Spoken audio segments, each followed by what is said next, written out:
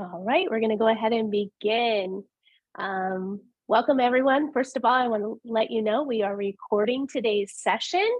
And welcome to Embracing the Chaos of STREAM, Learning Through Literacy.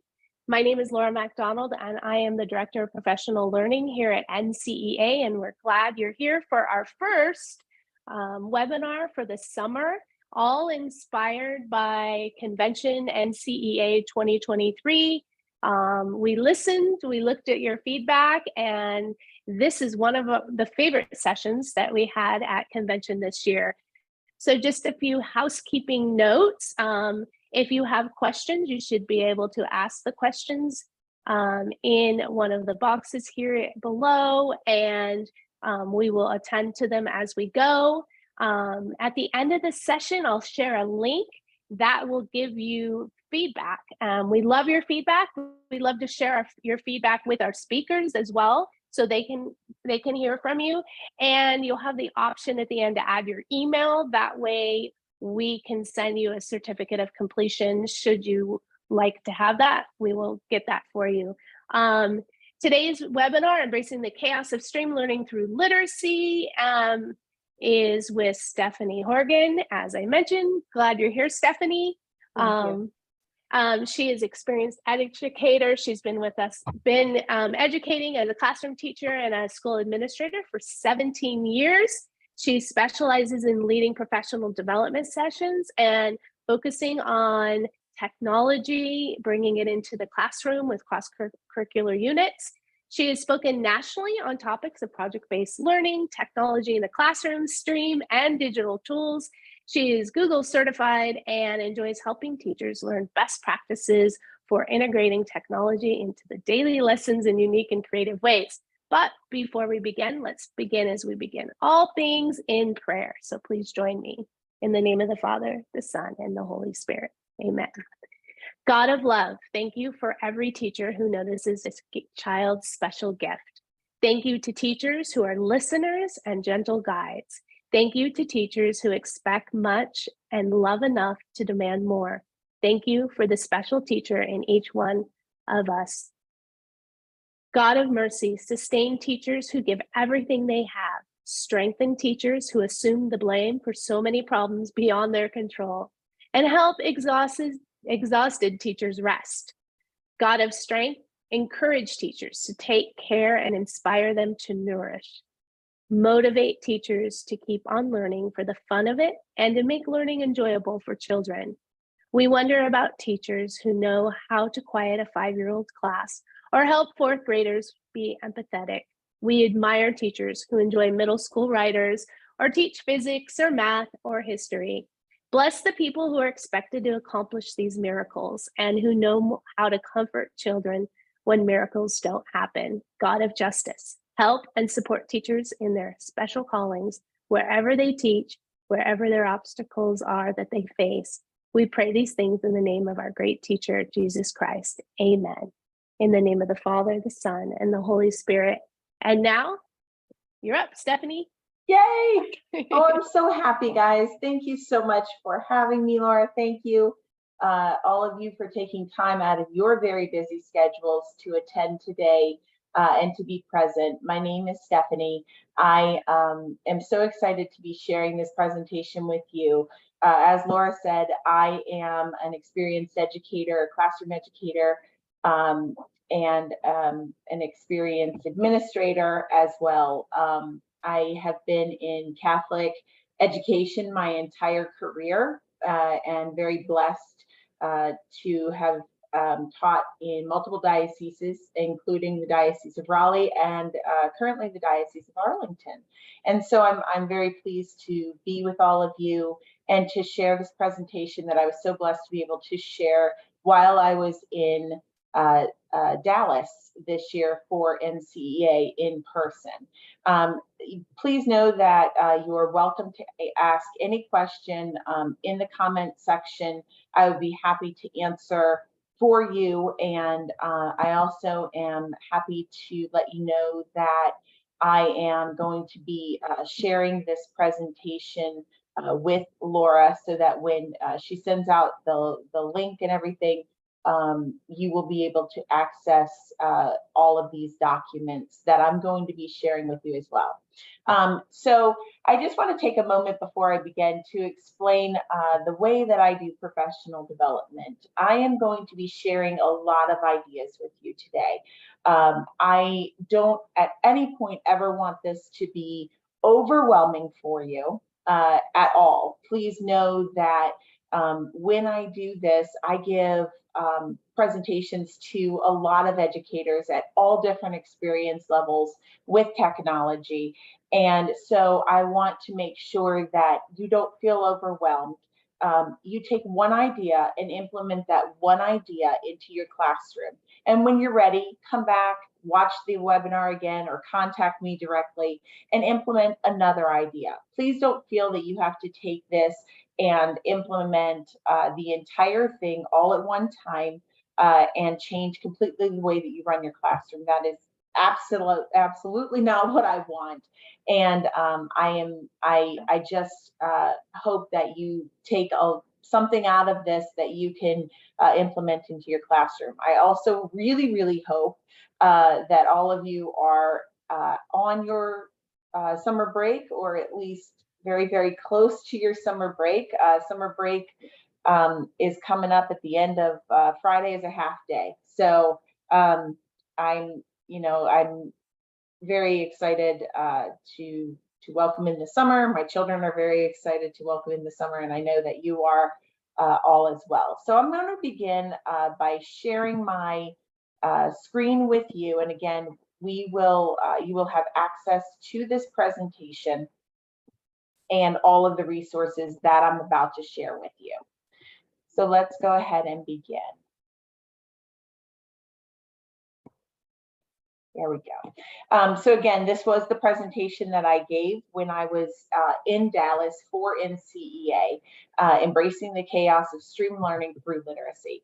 So let's begin by talking about what is STREAM. STREAM is science, technology, religion, engineering, arts, and math. Now that R can be used in a lot of things. In a lot of public education, the R can be robotics, or the R can be reading as well. For our purposes in Catholic education, we're using the R as religion.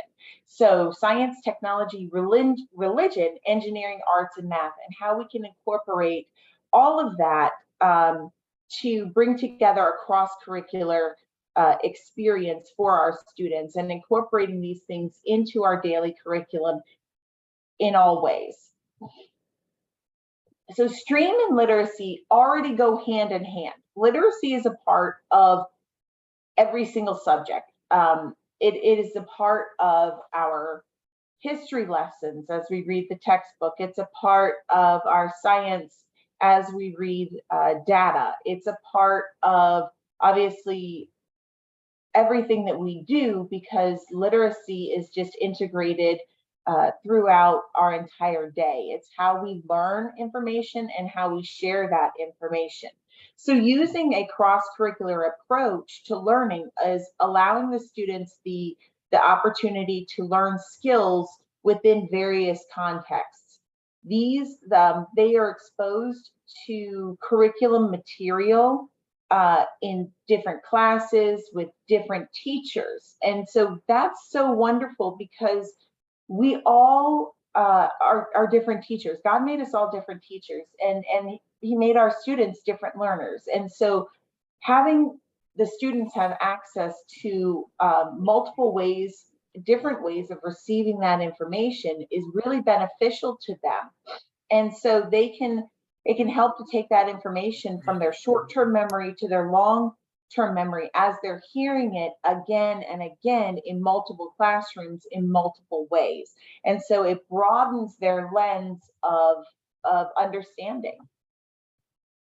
So why STREAM? Why would I come on here and say, hey, STREAM is a great way to incorporate cross-curricular education into your classroom?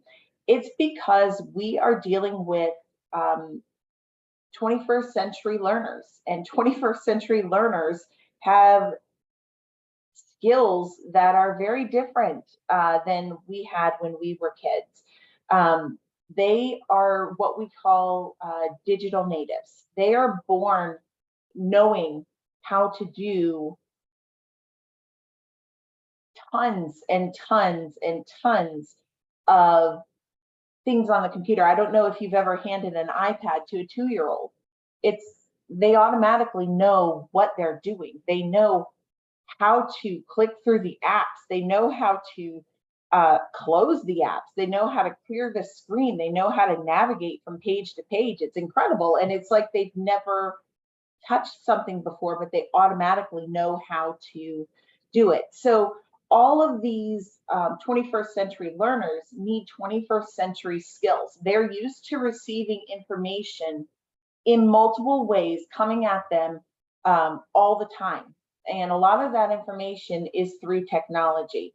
And so we want to incorporate STREAM because it's cross-curricular. It works. It's also project-based and it's learner-focused. It allows teachers to work together. It allows for the opportunity for multiple grade levels to work together. And it incorporates those, the 4 C's. If you're not sure what I'm talking about collaboration, communication, creativity, and critical thinking. Those are the 4 main learning skills that's vital to the success of a 21st century learner. So if you haven't heard of those 4 C's, let me elaborate a little bit on them. Collaboration. They learn those listening skills. They learn how to work with each other. We know that there's hardly a job that exists today that at some point, somewhere, sometime, you don't have to interact with another person. So STREAM allows students to work on those collaboration skills. It can embolden them to bring their own thoughts to the table and to be able to share those thoughts with their peers and come up with a collaborative end project or an end assessment, or they can work together to accomplish whatever goal they set out. Communication is the end all to everything that we do. Effective communication is being able to convey information succinctly and effectively.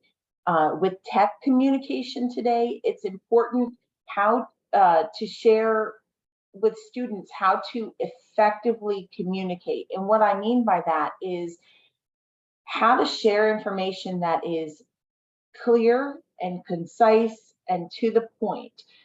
We know that we see, I see with students today text language a lot, especially in their writing. And you know, I thought I would bang my head against a wall when I kept seeing the letter U for the word you, Y-O-U, or you know, the word gonna, G-O-N-N-A, for going to. And I would say to the students, it's not I'm gonna do that, I'm going to do that. And so explaining to them effective communication so that their message gets across clearly is really important. However, I don't want to disregard their form of communication. I'm trying to teach them how to effectively communicate within their own parameters. So we know they're going to be writing emails. So why not take the opportunity to write an email to somebody in the community and incorporate friendly letter writing strategies within that email context, how to write the subject to an email. I don't know if your students communicate with you via email, but when students would message me, they would leave the subject line blank, or they wouldn't say, "Dear Mrs. Horgan," or "Good morning, Mrs. Horgan." They would just start the context of their email, and I would, you know, say, "Nope, you need to effectively, you know, address me the way that you would respectfully address, you know, somebody." And so you wouldn't come up to me and just start talking to me. You would say, excuse me, you would say, pardon me, you would say, hello, or good morning, Mrs. Horgan, how was your day? And so I like to take those opportunities for things that are already within their world and teach them how to use it in an effective and respectful communication manner. Creativity is pretty self-explanatory, but it allows us to encourage the students to think outside the box. And it's not this cookie cutter approach to learning. And they can look at a problem from multiple perspectives. And that's why I say it's very learner focused. It's very project based. Now, I want you to understand that I do not advocate for you to do every single project in every single subject in everything you do to be project based and student choice, and that's not what I'm saying. What I'm saying is there are multiple opportunities to allow for student creativity throughout what you already do. So take one unit and change the end product for one unit and allow student choice, or make it project based for one unit, and then grow to another and grow to another. I'm going to be giving you a lot of templates that you can actually use in your classroom and show you how you can start using that literacy to think in a stream-centered method. Finally, with critical thinking, it allows us to help students work through problems without giving up. It allows that grit and that growth mindset, and how to separate fact from opinion. It encourages them to ask questions.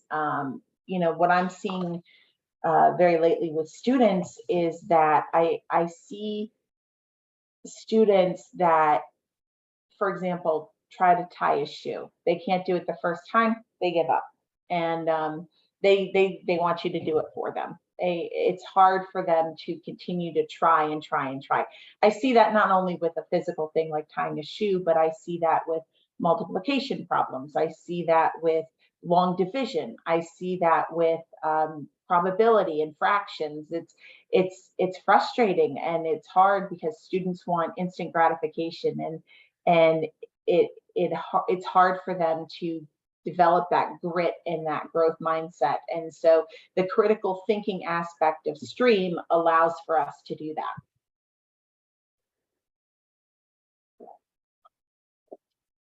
So with science, technology, and religion, what I've done here is I've just listed some curriculum objectives that you may come across with your teaching. You know, very much I understand that curriculum is a spiral curriculum. You know, we build upon it year after year. That's why the beginning of the year is really a review of what was done at the end of the previous year. And so we might see the solar system in the younger grades. We learn the basic planets. Then the next year we add on and we hear terms like meteor and dwarf planet. And then the next year we talk about galaxies and the Milky Way. And, you know, we talk about more and more in depth as we go on in the curriculum. So I've just given you some ideas for curriculum objectives. And then with planning a literacy-led STREAM lesson, you can start with your curriculum, and you can fill in with your own resources. So always start with the curriculum. Don't start with the book. Always start with your curriculum. Use the book as a resource, but the book is just that.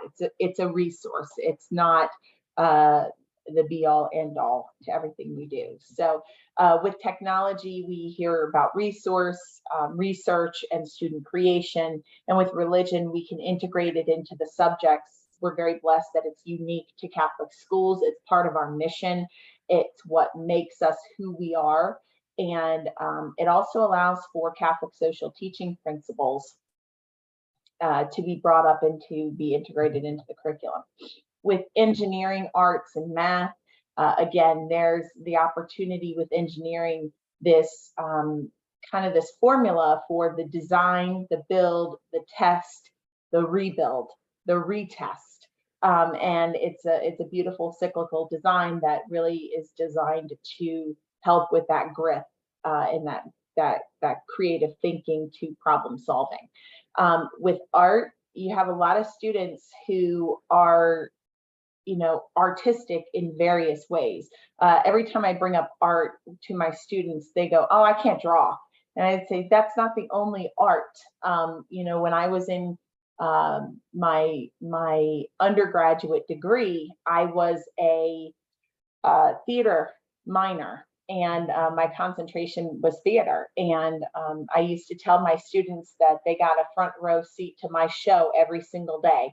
I didn't become a famous actress, but I became a teacher so that I could have an audience to perform to every single day. So it's not just art, it's not just music, it's theater, it's those visual representation, it's graphics, it's it is, you know, we have students that can put on skits, and that I used to have when I taught third grade students that would come up to me and perform shows at recess. And I would use those as great opportunities. And I would say, okay, now I want you to make up a skit about, and I would give them something that, you know, we were reading, or can you recreate this scene from the book that we're reading? And they would go off and they would do it, and they would come back and they would perform it for me at recess. And I would say, that's great. Now I want you to perform it for the, you know, during reading class. And we would do that.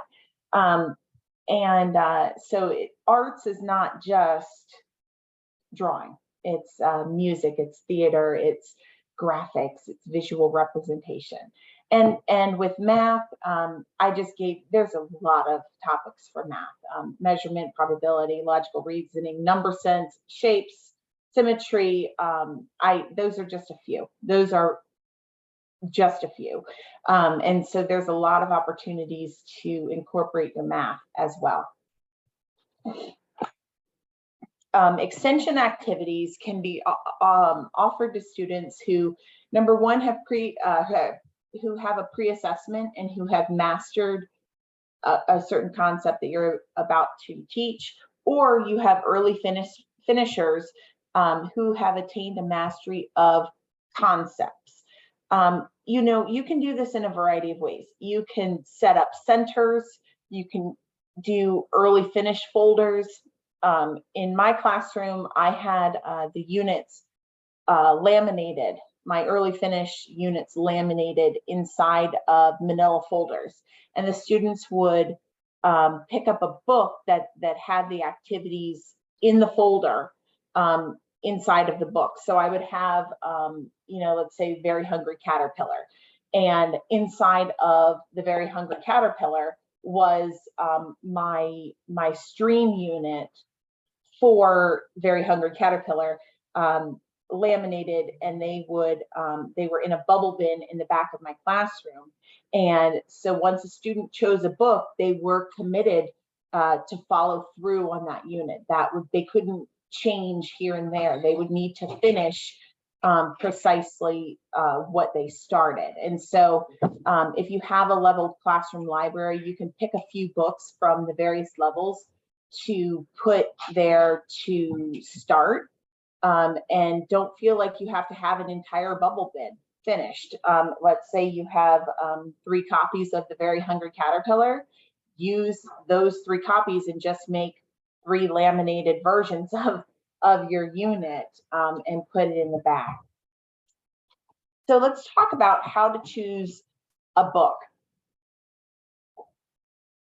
When you choose a book to start with a stream unit, you want to find a book that's interesting. It can be interesting to you.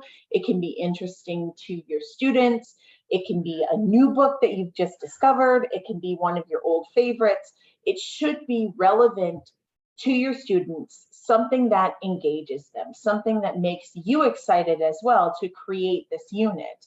So you want to look at characters that are engaging. right now, I have almost going into fourth grade twin boys, and they are reading Hatchet, and they are obsessed with Hatchet. And it's because their teacher, when she presented this book, she was so beyond excited about having a character that was in the wilderness, that utilized the things around him. And she'd say, okay, I know so many of you are involved in Boy Scouts or Girl Scouts, and you do these adventures in this camping, and you can meet this character. His name is Brian. And she went on and on and on about it. And my boys came home and were like, we have to read Hatchet. And I'm, okay, let's go to the store and let's get Hatchet, or go to the library and pick up Hatchet. You can also introduce certain themes. Sometimes I would have leveled books or a unit based on a theme. One year I got really creative, and I decided to do, when I was teaching third grade, and I decided to use chocolate as my theme. And I chose 3 leveled books that were based around chocolate. I believe I chose like Fudgemania by Judy Blume, and I chose Charlie and the Chocolate Factory.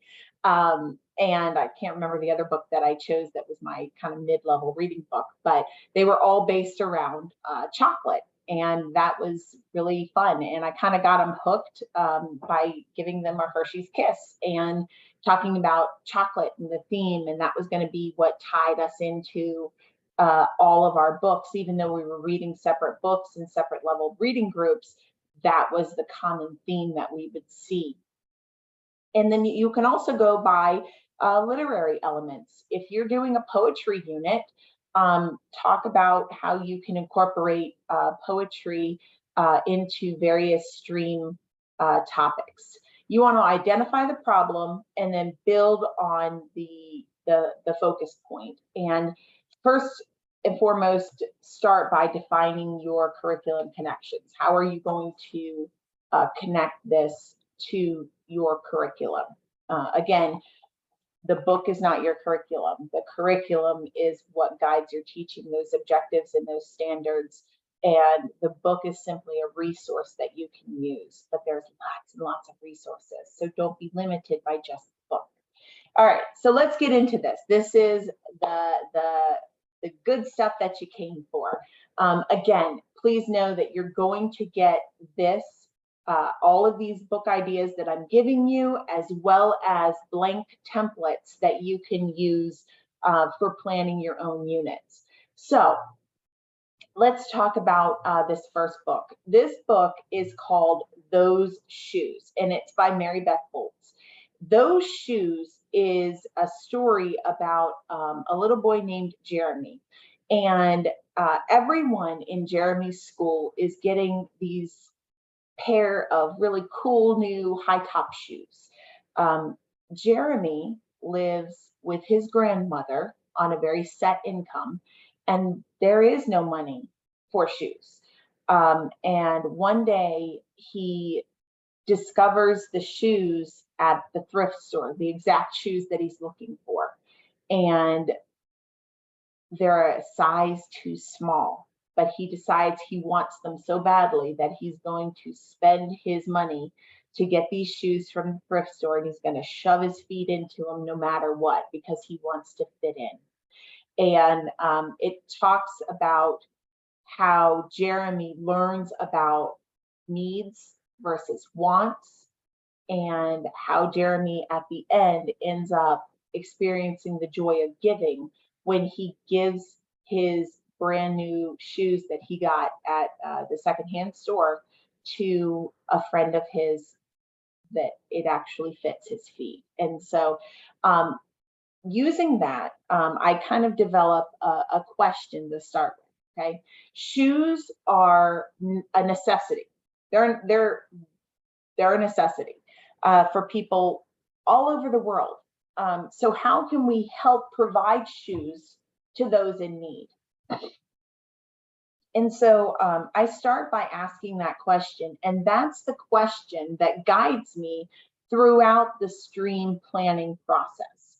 So when I look at science, I want to test materials to determine which would be the most durable in the different conditions, in rain, in snow, in sleet, in the heat, in dryness, in sand, on gravel, in dirt. So what are the impact of the environment on those materials? You can conduct experiments, you can have the students develop a hypothesis and develop a way that they can share their thoughts and their predictions and then test those hypotheses.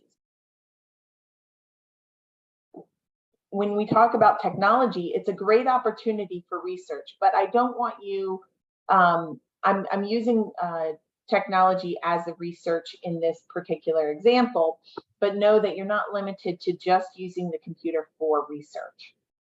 There's a lot of things that you can do, but it is a great opportunity to learn about communities in need. Communities in need don't necessarily have to be across the entire world. They can be in 2 neighborhoods over.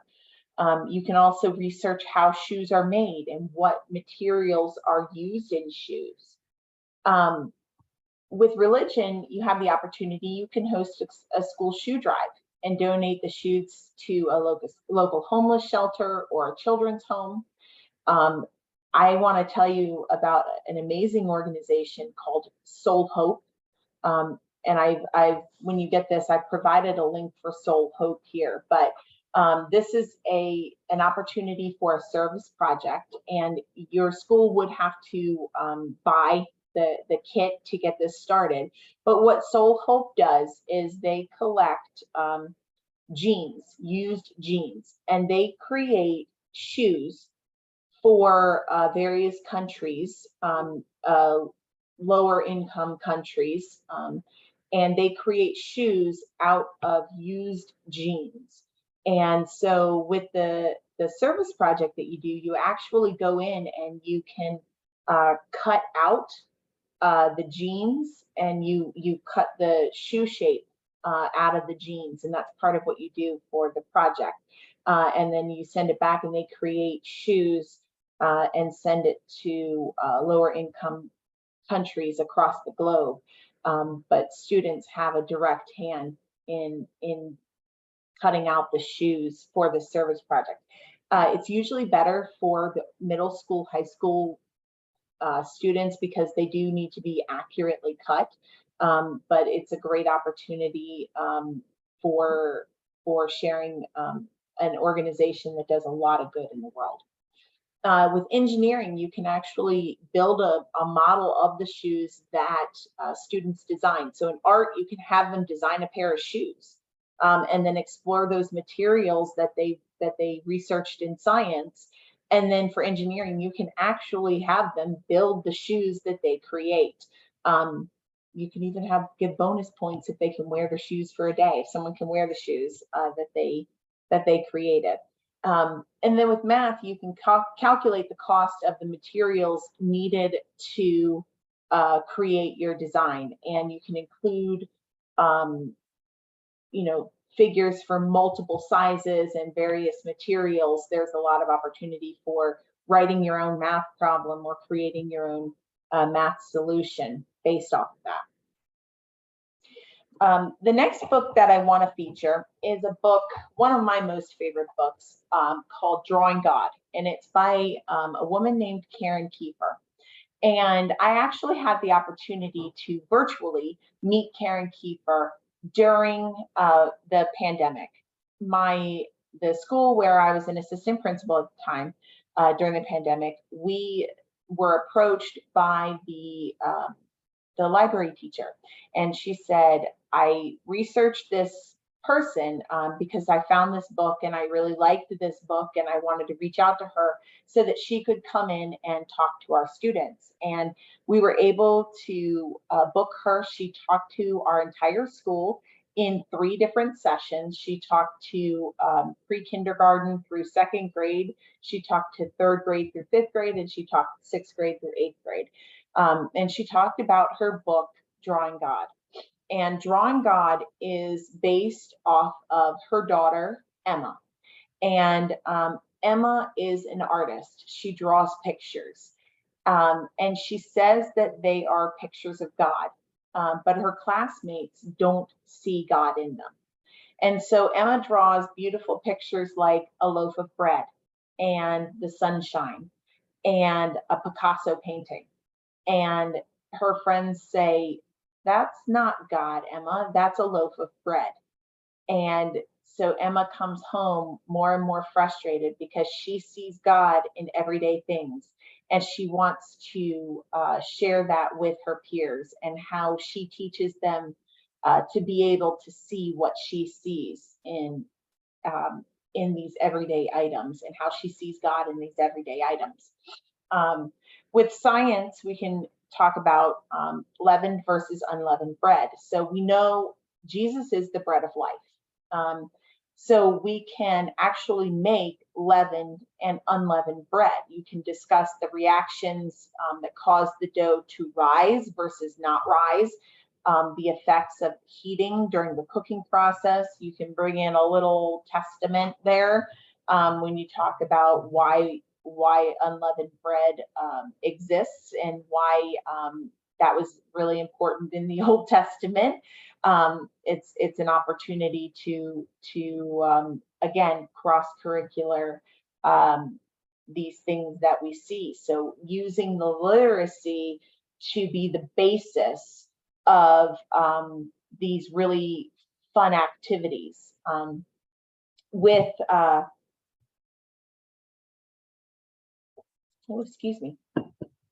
with technology. There's a really fun activity that a friend of mine did with her second graders.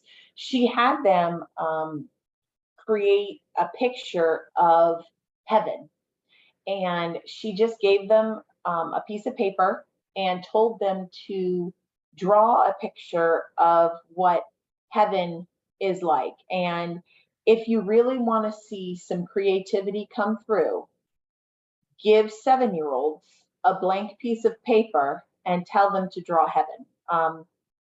You don't get what you think you would get.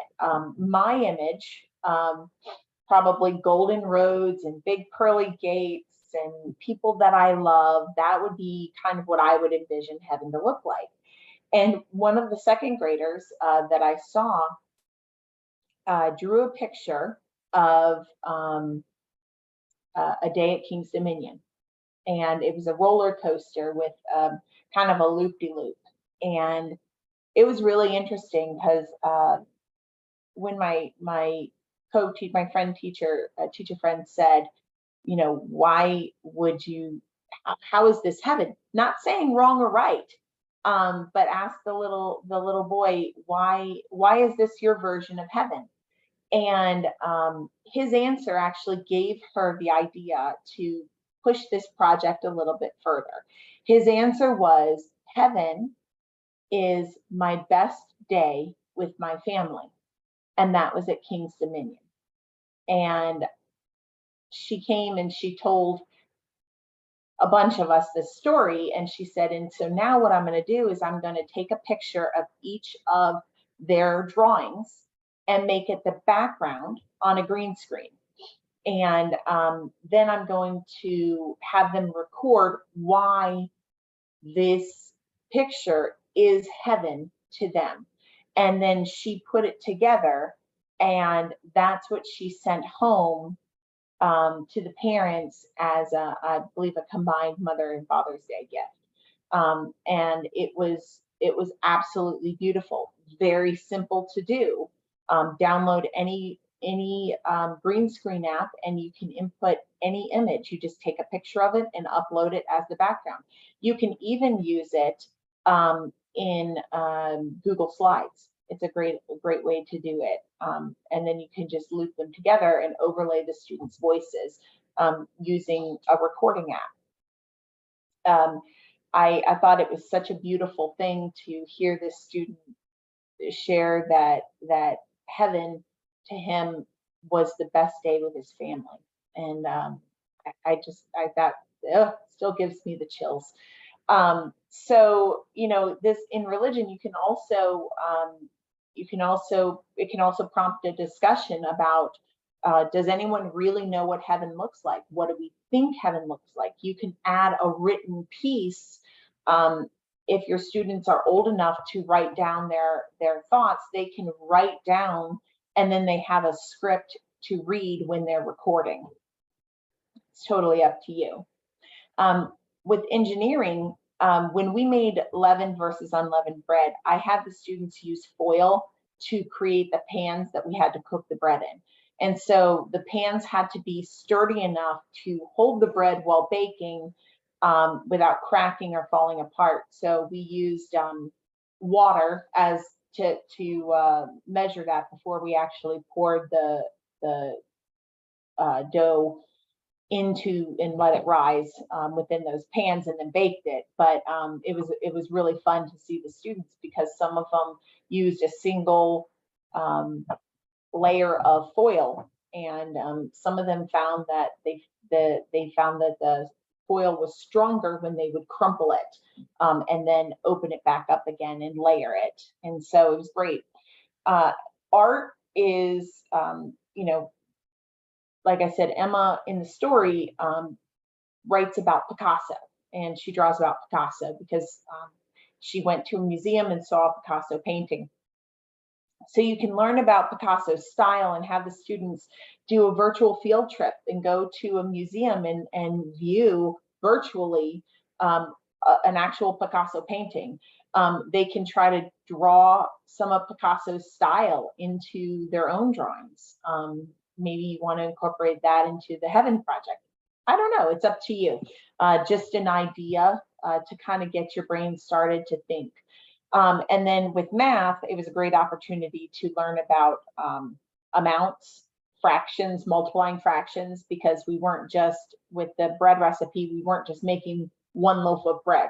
We were making several loaves of bread. So we had to take those ingredients and multiply the ingredients to double, triple, quadruple the amounts that we were making, so there was enough for everybody. And then of course we ate it after.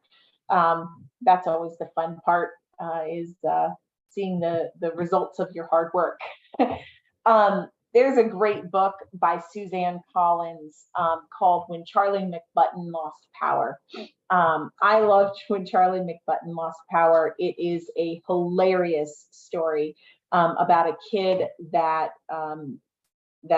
whose house loses power during a thunderstorm, and he gets extremely angry because what's he going to do without TV and his video games? And so this prompted a great discussion with my 5th grade students about what would they do if they lost power in their home and they couldn't play video games, they couldn't play on their phone, they couldn't you know, watch TV. What would they do? And so it was really great to hear what some of the kids do when that actually happens. You know, they play games by candlelight with their family. They play cards. They just talk as a family. It's always nice.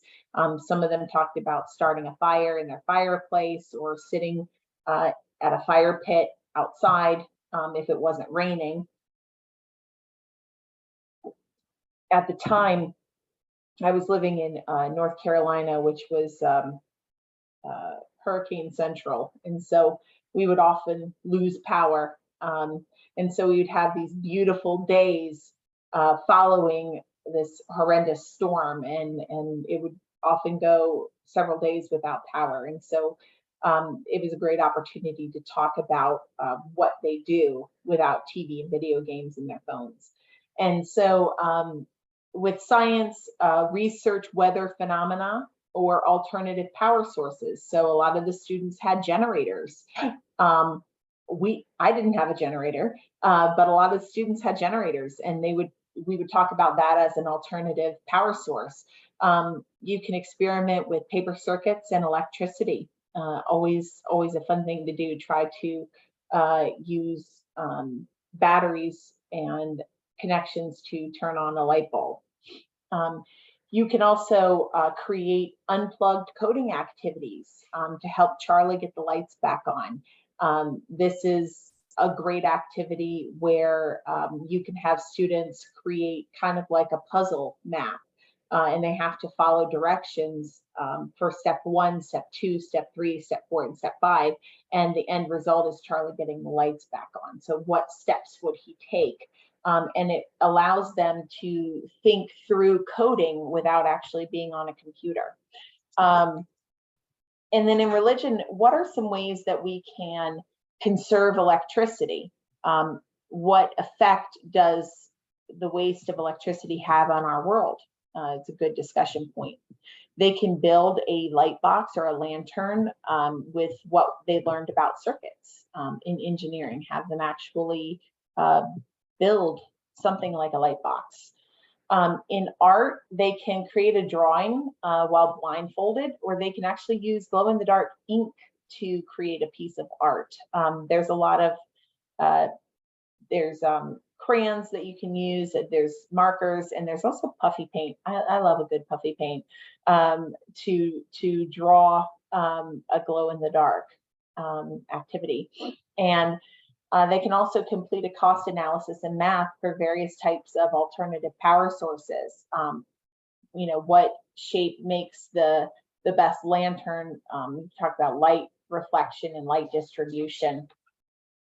And so those are 3 examples. And then the last example that I have is kind of an upper elementary middle school book, and it's called The K, or The Key, and it's by Theodore Taylor.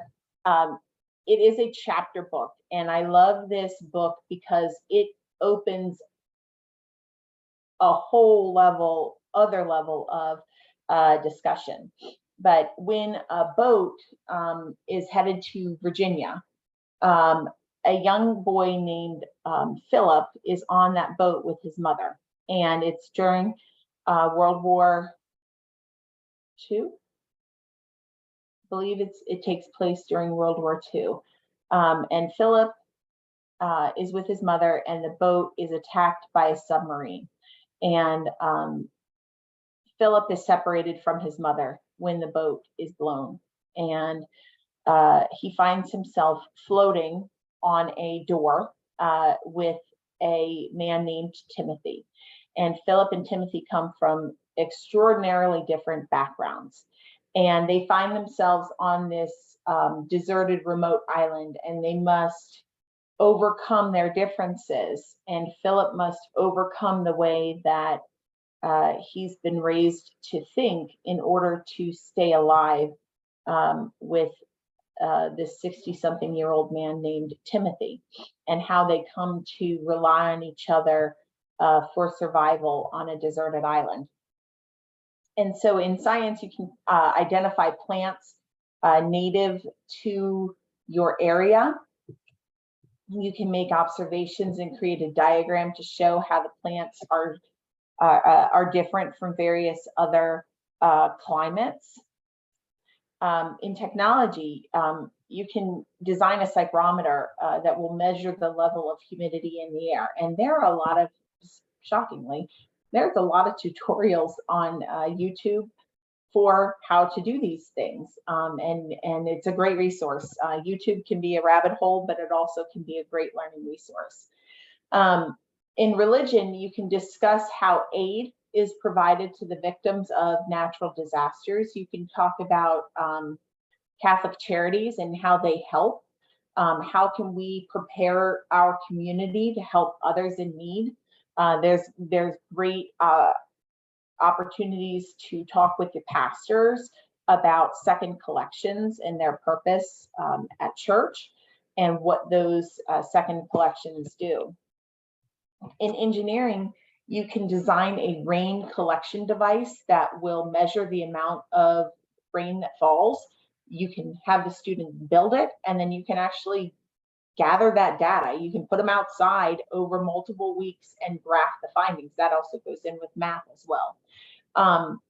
In art, you can explore a topographical map of the Caribbean. So the boat that Timothy and Philip are on is coming out of Curacao in the Caribbean and headed to Virginia. And so there are some great topographical maps. You can also use Google Earth to actually go to Curacao and look at the bay. This is not a true story, but it's based in truth. It's very much a realistic fiction book, and you can conduct your own research and look and create your own topographical map. You could even have students use salt dough to build a topographical map of an area that they've done research on.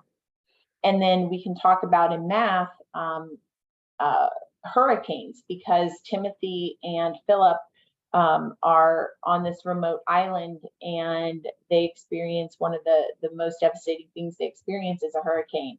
So you can talk about how hurricanes are classified into categories and what creates those classifications based on the wind speed, the various wind speeds. You can calculate the difference in the wind speeds between various hurricanes. You can look at you know, real hurricanes that have happened. Hurricane Fran happened back in North Carolina in the 1990s. You can look at Hurricane Katrina. You can look at various hurricanes and compare their data and look at the damage that was created and calculate the difference between the wind speeds and the damage that was seen.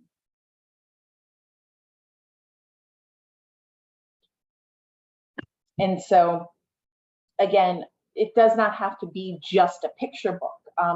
This can be created through chapter books as well, higher level thinking books. You can incorporate this into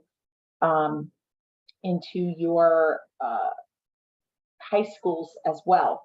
I will tell you that stream learning is a great opportunity to work with and collaborate with other members of your school community.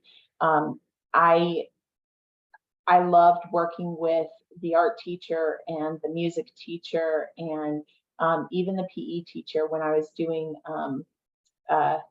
we were talking about skeletons and parts of the body and muscle groups and things like that. And I collaborated with the PE teacher, and he helped me when he was doing PE by developing a game where the students actually had to use the various bones and put together a skeleton in his PE class. And so it was really fun.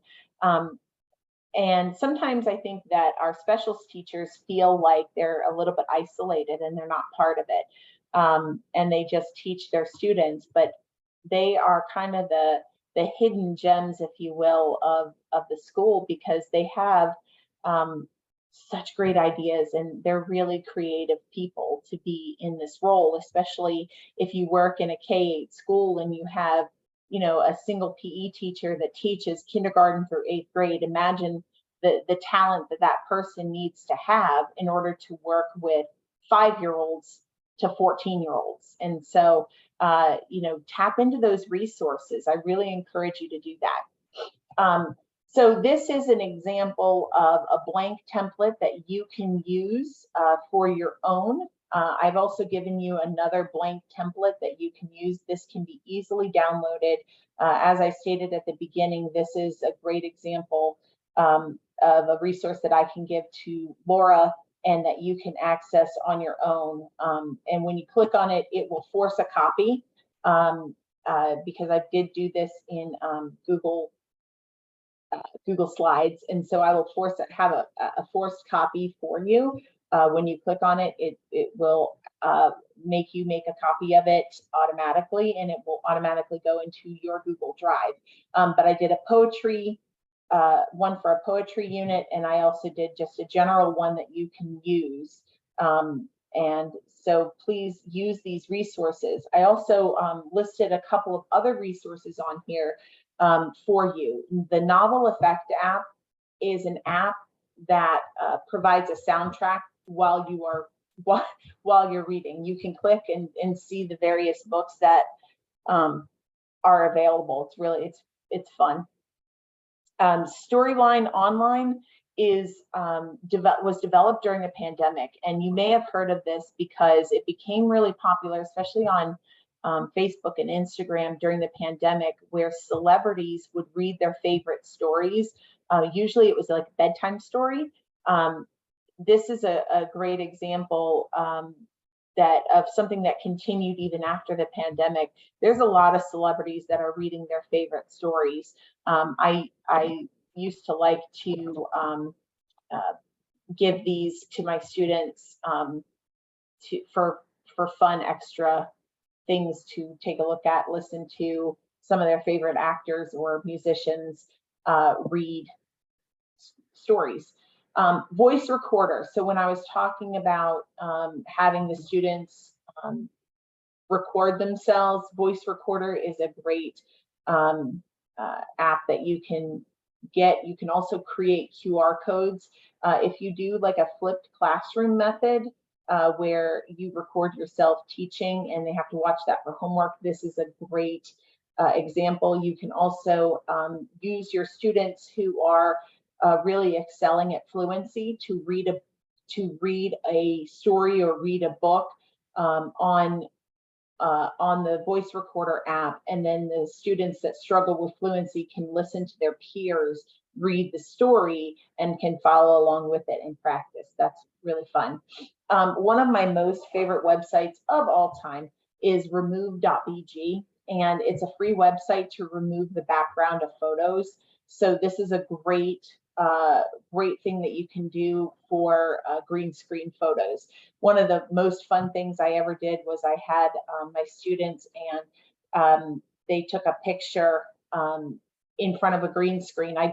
The technology teacher had just purchased a green piece of fabric and thumbtacked it to the wall, and took a picture of my students in front of it, jumping or making a face or doing something silly, and then put it into remove.bg, took the green screen out, and then I just had an outlined picture of them doing something really fun.